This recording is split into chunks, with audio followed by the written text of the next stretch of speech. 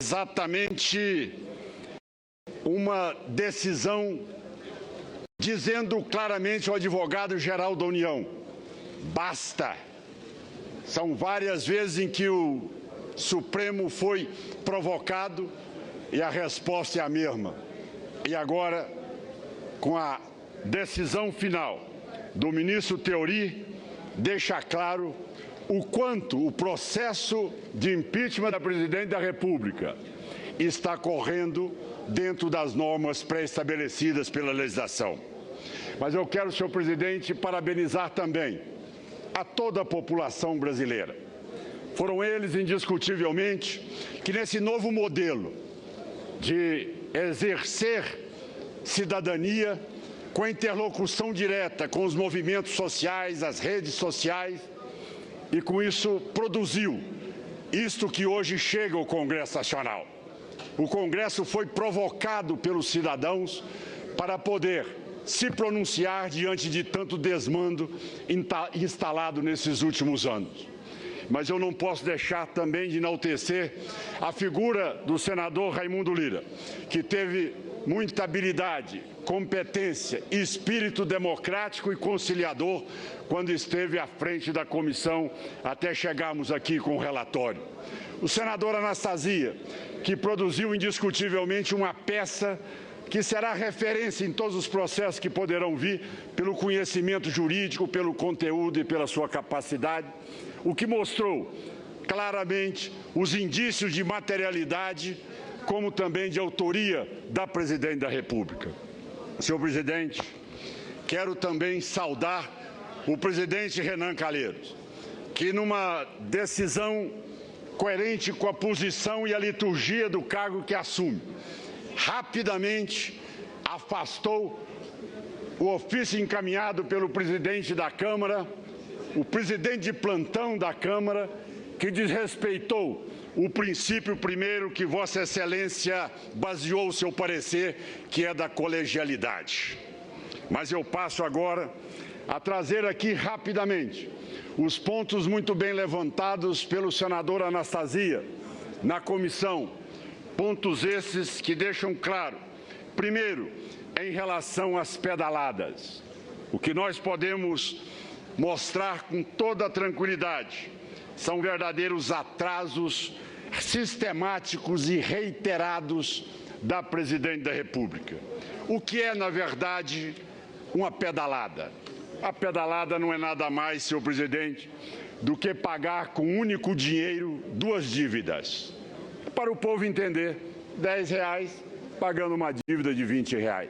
É isso que realmente o governo patrocinou nessa reta de 2014, para aí sim poder atingir a sua reeleição, e 2015 continuou aplicando o mesmo descumprimento à Lei de Responsabilidade Fiscal no seu artigo 36.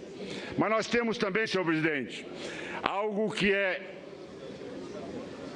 provocativo ao Congresso Nacional, praticado pela presidente da República, chamado os decretos. Esses decretos, esses créditos suplementares, assinados pela presidente da República, sem dúvida nenhuma tratando o Congresso Nacional como se fosse um anexo do Palácio do Planalto, sem respeitar aqui a necessidade de ter todos os seus PLNs aprovados antes de poder baixar os seus decretos. Veja o quanto o governo brinca com o orçamento, desrespeita a opinião pública e o Congresso Nacional.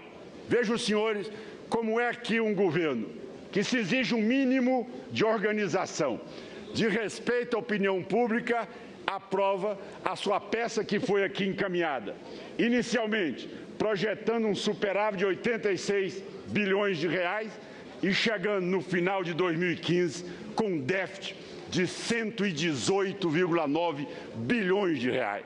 Quer dizer, isso é uma ficção, é uma total irresponsabilidade, sabendo o governo que estava ali aplicando e assinando decretos que não tinham o menor respaldo do ponto de vista orçamentário.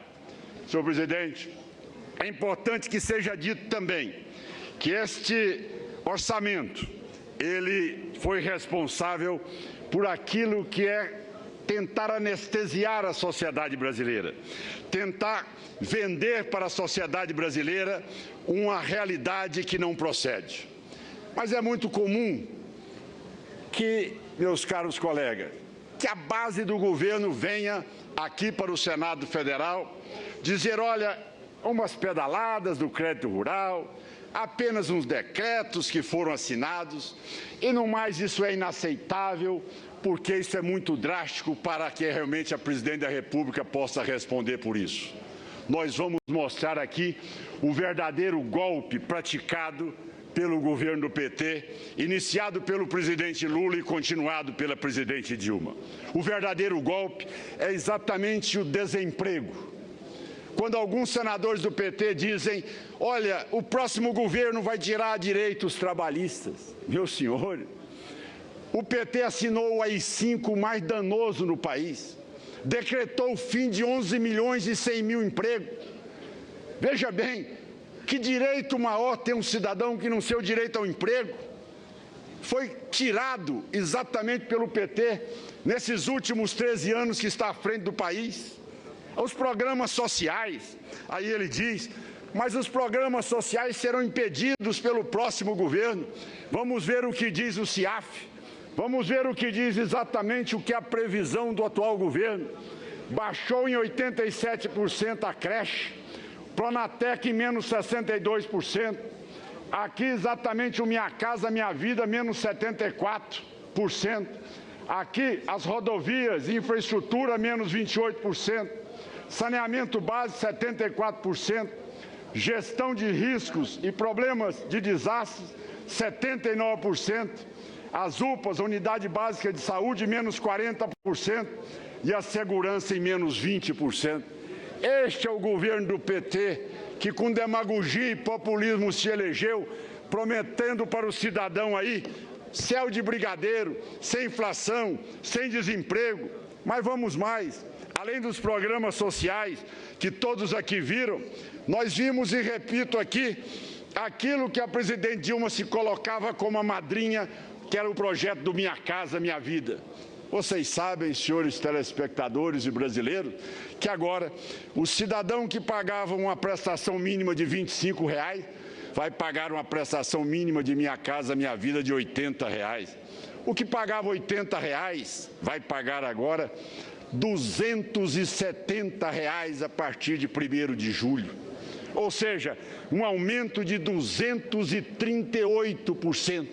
Então eu pergunto aos brasileiros, quem é que está dilapidando o país, destruindo os programas sociais, inviabilizando o emprego, tirando o direito principal do cidadão, que é de não ser submisso à vontade do governo, tutelado por programas sociais, mas ter a sua independência do emprego e do seu próprio salário? É o próprio PT. Esta é a herança do PT em 13 anos à frente do governo. Mas vamos dizer mais. O governo também, na campanha, prometia a conta de luz elétrica. Olha aí, nós teremos uma conta de energia que será menor, menos 29% para todos os brasileiros. O que tem o brasileiro hoje? Um aumento de 64% de 2014 até agora. A gasolina aumentou em 26,4%. Nós tivemos também 116% de aumento daquilo que nós chamamos recuperação judicial, ou seja, a pré-falência das empresas brasileiras. 303 mil empresas fecharam no país nesses últimos 18 meses. Nós estamos assistindo um recuo na produção da indústria de 11%. Nós estamos vendo a queda do PIB nos 2 anos, 2015 e 2016, de menos 8%. Como se diz no interior, cresceu para baixo. É o governo do PT nesses últimos anos à frente do governo. Mas eu concluiria, presidente. Nós temos também a tese dos aposentados, que eles dizem serem defensores dos trabalhadores e dos aposentados. Vejam, senhores, o que fizeram com os fundos de pensão, o Postales, dos Correios, Todo cidadão hoje, nativo e aposentado, vai ter que ter um desconto obrigatório de quase 18% na sua folha de pagamento para ter a garantia da sobrevivência do fundo. Extorquiu, solapou, corrompeu todos os fundos responsáveis pela aposentadoria de milhões de brasileiros. Senhor presidente, a Petrobras se transformou da quarta maior empresa do mundo na maior devedora. Assume hoje uma dívida de 490 bilhões de reais. A Eletrobras, falida, quebrada, com 48 bilhões de reais e sucateada. E para terminar, senhor presidente, o que nós estamos fazendo hoje, nesta tarde, e a madrugada, é exatamente interromper esse ciclo danoso, esse ciclo que começou a deterioração do processo populista, demagógico, bolivariano. O que esse Congresso está fazendo, o que a população brasileira fez, foi nos alertar, foi sair num primeiro momento dizendo em alto e bom som: não vamos deixar que aconteça com o Brasil o que está acontecendo com a Venezuela. Um país que só funciona 2 dias por semana, que o cidadão só pode comprar e adquirir a sua cesta básica, que só tem energia em alguns pontos da capital. Enfim, é um processo que nós vimos acontecer na Argentina, se estender para a Bolívia, chegar à Venezuela e grande parte da América Latina. Nós estamos interrompendo esse processo. Interrompendo numa hora onde o brasileiro não admite assistir àquilo que nós estamos vendo. A presidente querer transformar o Palácio do Planalto, o salão nobre do Palácio do Planalto, como se fosse um centro acadêmico pichado, com faixas realmente condizentes com aquele espírito menor de um partido e de uma presidente que não conhece a liturgia do cargo de presidente da República. Senhor presidente, é a interrupção das estradas, é o Brasil convivendo com o ódio, com a violência e com o terror implantado nas últimas horas, tentando trazer para o país a vontade de 578 mil fantasmas que recebem pelo INCRA no país e que, no entanto, não trabalham e não participam da atividade do dia a dia.